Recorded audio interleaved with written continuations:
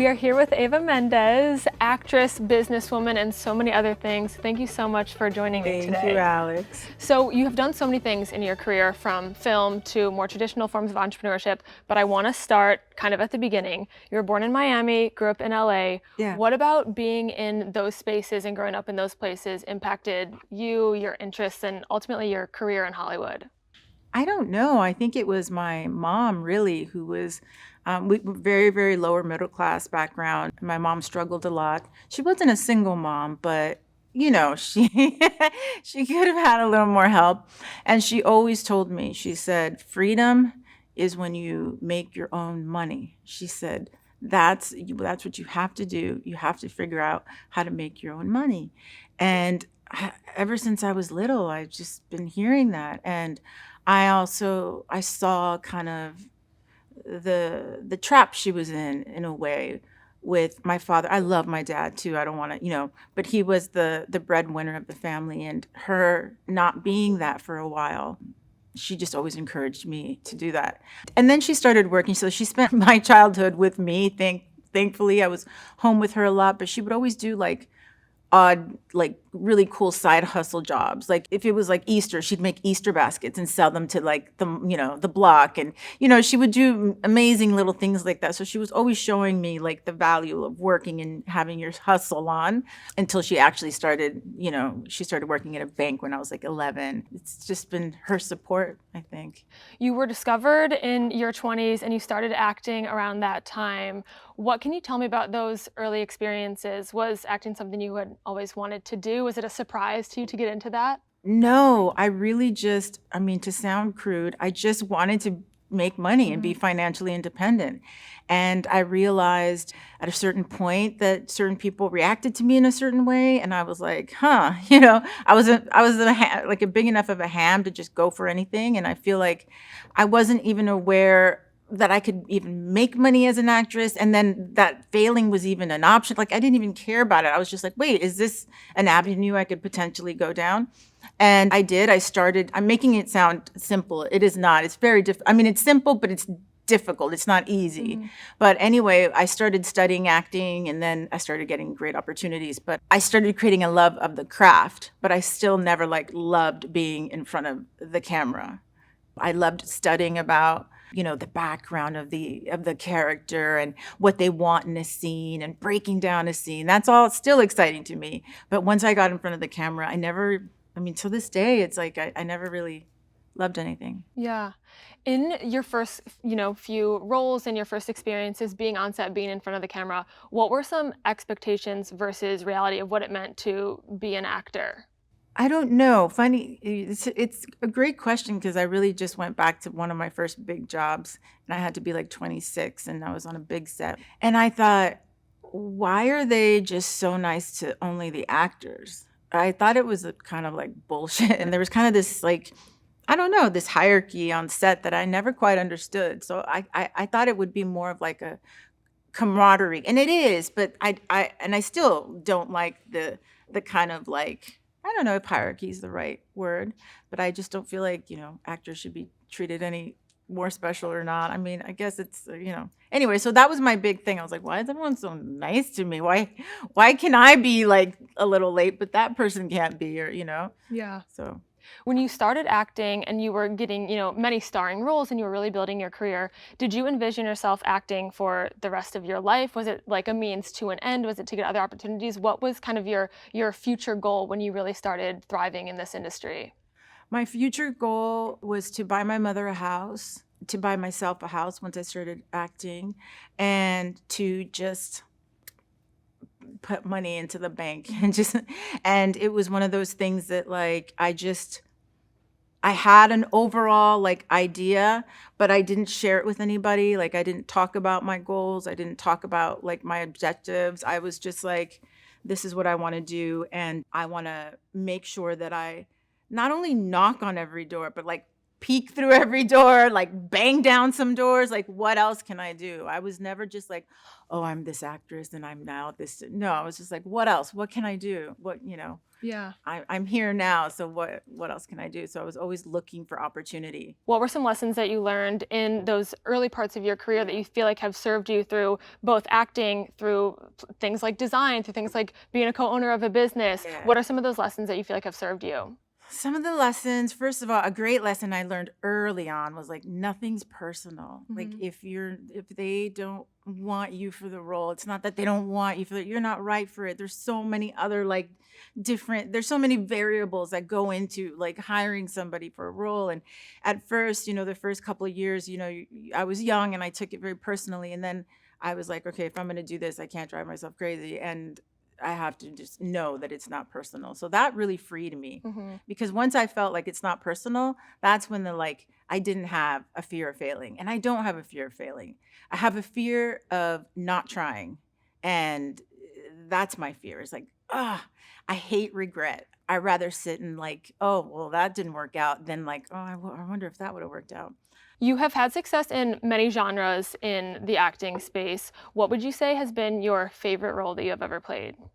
Working with Ryan Gosling as an actor, like when we worked together, he was just uh, so giving as an actor, and I realized that if you work with with such a great talent, that it gave me like less to do in a way. Like I was so present. I've never been more present in a role than that role. What would you say has been your most challenging role that you've played? The roles I found most challenging was when I was like involved in a very male heavy cast. I found that to be challenging because I'm such a girl's girl and I need that female like energy around me. So those were the most challenging one. It really wasn't about what I was doing in a scene. It was more about like who I was surrounded with. Cause like I walk away from a film or a project having my own experiences of it, right? I was 6 months and, wherever I was. And so I see the film as its own thing. And then I have my own memory of it, experience of it. So that's obviously invaluable. So it hasn't always been as pleasant as I've wanted it to be, but I've been really lucky that I haven't had it bad. I haven't had it Mhm. in that way. I just need women around me. So Yeah, it makes a big difference who you're surrounded by on the it's day to day. yes. When I'm in a vulnerable position, whether it's getting dressed in costume or I'm hair and makeup, I'm just like women around. Yeah, So I totally understand that. I want to ask about your decision to step away from Hollywood and from the acting industry. You played your last role in 2014. When you decided to take a break, was that an intentional decision to stop for an extended period of time? Was it going to be just a short break? Where was your mind when you decided to take a step back? I don't really remember exactly where it was, but I do feel like that I got pregnant around that time. My ambition was still there. It just was suddenly directed like towards something else. Like, Mhm. oh my gosh, this is where all my focus became my home. It was just like my kids, Ryan, the home. And just that's where I derived my joy. And it also is where, I just naturally went into. So that's when I started searching for things I could do really from home. Mhm. And this is where I think my mom's like early years of like hustling, making the Easter baskets for everybody or, decorating tiny Christmas trees to sell around the block. Like I think that's where I just started doing my version of that. And it was before like remote, like, before Zooms or anything like that. But I was now looking back, especially looking back now, that's when I started designing for New York and Company, Mhm. which was really just a great time. I did that for about 7 years and through my two pregnancies. And that was incredible. I would design from home, be on the, computer, meet up every, a few days a month. And it was just a really ideal job for me because I stayed creative and I love connecting with women. I love it. It's just like making something that a woman can enjoy, specifically a woman, like a dress, a pantsuit, whatever it is. I was really fulfilled while I was doing that. hmm I want to talk a bit about your experience as a mother and kind of how you found those other creative outlets or other things that you Hmm. became passionate about. I heard in another interview you mentioned that becoming a mother was the most creative thing that you had ever done. Can you Yeah, talk a bit about that? I think that's such a new and interesting concept. I think that many people don't thanks. think about motherhood as being creative, but you have to be. So I'd love to know more about that experience. It's so creative. It's literally the most creative thing you could do. You're creating a life. And it doesn't stop with just creating the life and then they're here. It's like every day you create. You create together, you create for them, whether it's what you're going to make them to eat, whether it's how you're going to entertain them or while you're working and what you're going to do. And then obviously those are the little things and then it's like, well, creating a life together. I also think that, relationships, I mean, that's just like, it's so beautiful to be able to create with a partner. I find the whole process just so innately creative. hmm And I love too that you mentioned that you really got inspired and interested in what you were doing around the house, which is very related to the Mhm. company that you are now co-owner of, Skura Yes, Style. yes. Walk me through your decision to join the cleaning industry and Yeah. to be part of a product company. When I was talking with the co-founders, they mentioned that you got in touch with them after being a customer yourself. So I'd love to know more Mhm. about why you decided to reach out and what made you interested in joining this company in the first place. Yeah. Well, first of all, I love the product. I found a product that I love, which is their Fade to Change sponge. Cleaning for me and for my family, my sisters, my mom, it's not just cleaning. It's a really it's an emotional bonding experience. Like my mother will come to my house till this day. She can barely walk. She goes straight to the sink, bless her heart. And even if there's like one cup, she'll start. And I didn't know if that was a Cuban thing or a Latin thing. I wasn't sure, but it's just such a thing for us. And we bond over it, especially in the kitchen, especially doing the dishes. During the pandemic, I was probably like most people going crazy and I was like washing my fruit, which I'm sure I did more harm than good. But I was going through a bunch of different cleaning products and I came across this sponge, this Skura Style sponge. And I was like, oh, that's cool for a sponge. It just looked different. It wasn't like some like horrible looking thing. It was pretty. So that caught my eye because I love design and I love anything. I love making anything beautiful. But yeah, I started using it and I loved it. So I got in contact with the founders and I loved their story. They've been best friends, Linda and Allison. I'm sure they told you have been best friends since they've been kids. They I mean, they're still best friends. Their kids are the same age. I mean, they're BFF dreams. And I really feel like I don't I connected with them obviously, and I just thought there's something here. There's something. I love this product, and I see something here. I don't know. I didn't. I just saw. I'm trying to describe what it is, but it's that feeling of like I'm not sure what it is, but let's keep in touch. And then it just kind of progressed and it just became obvious that I was like, I have so many ideas. I love this product. And, I started realizing that I was talking about product development and, all these different things and marketing. And I was like, okay, let's do this. Yeah. I need to be involved. And again, two women. So I felt very, very comfortable. That's what I was going to ask you. They are two female co-founders, and speaking, from your acting experience, really loving being involved in female-led sets or, those sorts of things. How do you describe your relationship with the two of them and with the Skura team? What does that like female founder space mean to you? Female founder space. It is just not only is it fun, because it's just fun. I love, connecting to that with them and talking, but like it's the little things. Like when I make a Zoom and I'm a few minutes late, but I'm calling them from my mobile office in my car, and I just have and my my kids in class and I'm trying to make it happen and I'm a disaster, but I know what I have, I did the work. You know what I mean? Like it's hard to explain, but it's those moments where I become very like frazzled and really stressed out and, the kid and here and this and then the other, and they're just like, totally get it. There's no question. There's no doubt on their end that, it's just like, wow, to have to explain yourself.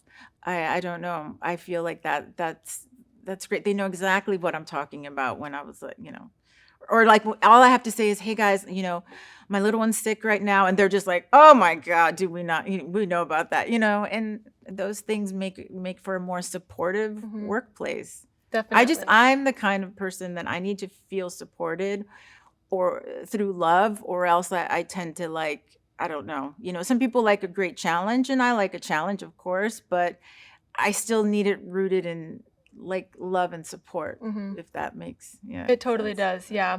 From a product development side of Mhm. things, what makes Skura so different from what exists on the market today? I mean, you mentioned earlier the design is something that most sponges aren't pretty, but what Yes. else makes these products so special?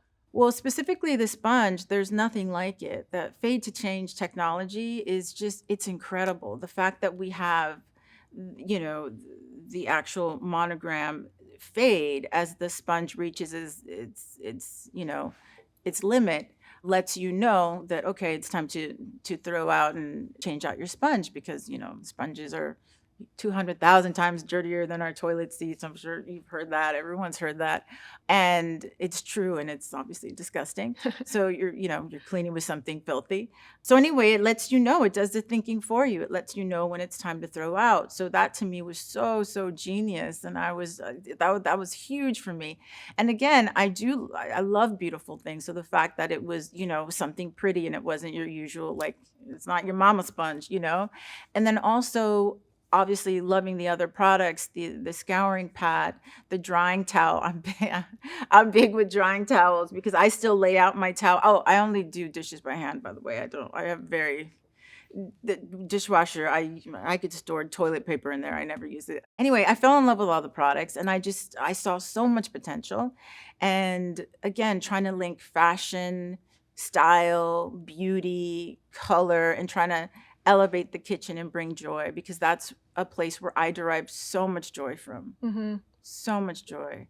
Just when my kitchen is clean, when my sink is clean, there's something, I don't know. There's got to be other people. It sounds like you feel this too. It's Yeah. just like, oh, it's just, Can breathe. you can breathe and it feels so good. Of course, when my house is clean, and I just get so much joy from it. So I have such an emotional connection to the product, and the product is just a superior product than what's on the market today. Mhm. The other thing that I found really exciting was that right now, before us, there hasn't been a woman in the aisle. There's Mr. Clean and there's Sponge Daddy. And I'm just like, how has it gone on this long that there hasn't been a woman in the aisle? So that also was a huge driving force. I was like, I've got to be a part of this and take Yeah. this next level. That is super special. You came on as a co-owner in 2022, and now in your, relationship with the co-founders, what really is your role in the company? What are the things that you are offering? Why were you a good fit for them as they were for you? My role in the company, it varies, Mhm. but mostly it's about product development, connecting to the customer, really listening to the customer, bringing in my love of design, bringing in my love of trying to elevate spaces. And, I feel like it's one of those things, like I feel like I'm part of a Broadway show where it's anything. Like sometimes if you're part of a cast or part of a show, whether you need to get someone coffee or you need to actually like help paint something, like that's what I feel like, in this beautiful collaboration, because we're such a small company and we kind of like all, do it all. Mhm. And I find that really exciting because we're in it and we're still building it, which is really fun. Yeah. I know that you have a collection coming out with Yeah. the company that you designed yourself. Can you walk me through that process a bit? What was the behind the scenes of coming up with that idea and then really bringing it into tangible products? Well, I love color. I love color. I love pattern. And, I have these beautiful images of Cuba in my house. I'm Cuban. I'm first generation. My parents are Cuban. And I have these beautiful images of the buildings. And I know it's a bittersweet thing because the conditions in Cuba are just, obviously won't go into that, but there is a beauty in the colors. And I just have these images in my head and I see them around, and I was just like, I need a color palette. I need something that reflects what brings me joy. Mhm. And the colors in this new and the design in my new collection is exactly that. It's exactly what brings me joy and things that I have in my home, colors. And there's a specific like design I found just very I don't know, beautiful. And I was like, yeah, I want to make a beautiful sponge. Why not? Like if you can make a sponge beautiful, I think everything else, I mean, I don't know. Elevates the whole kitchen then. It does. And I like to keep my sponge out. I'm Mhm. not one, I don't hide her. I don't put her anywhere else. So I don't know. I like to see her because she's always there for me. Yeah, definitely. Who are you trying to reach with this brand? Is it moms that are at home cleaning? Is it a different demographic? Who are you really trying to target with these products? I don't know who I'm trying to target because I don't, in that sense, I'm not going after like Mhm. anyone specifically or any demo. I just feel like if you have a home, if you have an apartment, whether it's a studio apartment, it's your first thing, it's one room, you've got to do the dishes. Like you're, if you're not doing them, who's doing them for you? And so who's ever doing the dishes needs this product. So Mhm. it's one of those things that's like, it's an everybody thing. So I'm Yeah. having a lot of fun also just reading the reviews. That's been really interesting for me because I've never read reviews before. Mhm. And although I do read some of my comments on like social media and stuff, it's different because you're kind of trained not to. But with reviews, with anything having to do with Skura Style, it's been really connective, Mhm. How do you determine, based on those reviews, what's going to be next for the company? I know you guys are talking about other products that are coming up and, different expansions and many facets of the brand. How much do those comments and the, customer reviews and the customer engagement, how much does that impact what's next for you guys and the company? Customer reviews are everything for me. And I read their comments. I read what they want. I read what they don't like. I Mhm. love hearing how I can improve upon something, how it's actually getting to you, the box it's getting to you, and whatever it is. I love reading things that people would like improved or that they Mhm. need. So that means it's pretty amazing to have like just your customer right there asking you because obviously you want to make them happy. Mhm. I want to make them happy. I'm excited about this product. It brings me joy. So it's like, yes, please get it. I'll get so happy off a review. Like, it can really put me in a really great mood. And we win all these really super fun like awards and stuff like that. And I joke around where it's like that's like like winning a good housekeeping award is like my version of the Oscar. So it's Definitely. really fun. What is next for the company? I know you guys have some retail expansion coming up. What can you tell us about like where we're going to be able to find Skura Style and what else is on the horizon for the brand? Well, we're gonna be in selected stores at Target very soon, and then we're deciding on some other big box retailers. It's just everything and the kitchen sink, Mhm. basically. Yeah. Definitely. My last question for you is as a mother, an actress, a company co owner, you are impacting so many people, but what do you want your legacy to be? Oh shit. I haven't really thought about it because hopefully by doing right by my family and Mhm. working as hard as I can to be the best mom I could be, the best, partner, the best daughter. I kind of like try my best at everything and then let the chips fall as they may, Mhm. the legacy chips fall as they may. Yes. Yeah. Well, thank you so much for chatting about all this with me today. I really Thanks, appreciate you Alex. taking the time to It's chat. really fun.